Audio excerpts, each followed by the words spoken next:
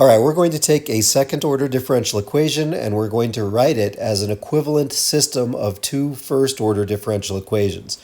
So we have our second order differential equation here, and what we want is some system. And a system is going to look like, and if it's a first order system, it's going to look like y1 prime equals some combination of the dependent variables and the independent variable, and y2 prime equals some other combination of the dependent variables and the independent variable. And this is always done the same way. So if we see this example, then any other problem we ever do is going to work in the same way. Even higher order differential equations is done in the same way. So what we're going to do is we're going to create two new dependent variables.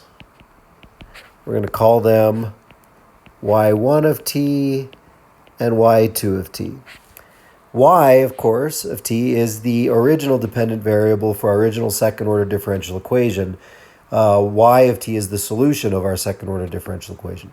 So we've created two new dependent variables. We're going to say let y1, you know what, let's write that let y1 of t equal y of t, the solution of the original differential equation. So that's how we're going to define y1. So y1 is just y. I'm just relabeling here. And y2 of t, we're going to let that be y prime of t, the derivative of that original solution of the original differential equation.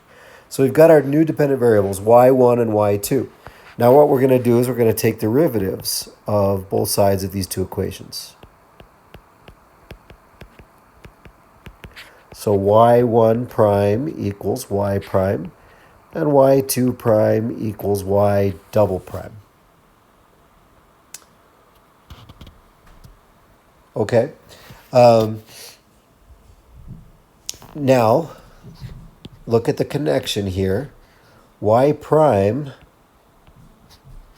equals y2. So y1 prime is equal to y2. Y double prime isn't equal to anything written down on this page, except when you go way back up to the top, we have a y double prime. So we have y double prime from the original differential equation. We have y double prime is equal to cosine t minus y squared. Just do some solving here. Minus 4y prime y, all divided by t. That's y double prime. So now we're almost there. We have a y1 prime equals something, we have a y2 prime equals something, but we'd like this thing, we want this in terms of our new dependent variables, y1 and y2.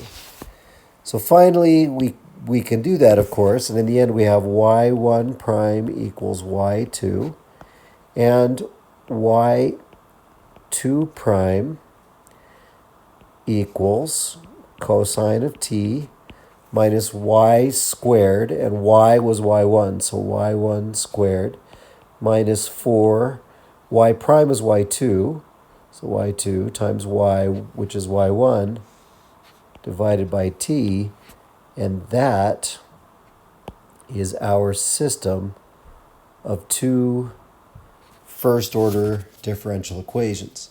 Now this is equivalent to our original differential equation in the sense that if I have a solution to this system, if I have y1 as a function of t and y2 as a function of t, then I also have a solution to my original differential equation because y1 is just y. So there we go. That's how we turn a second order differential equation into a system of two first order differential equations.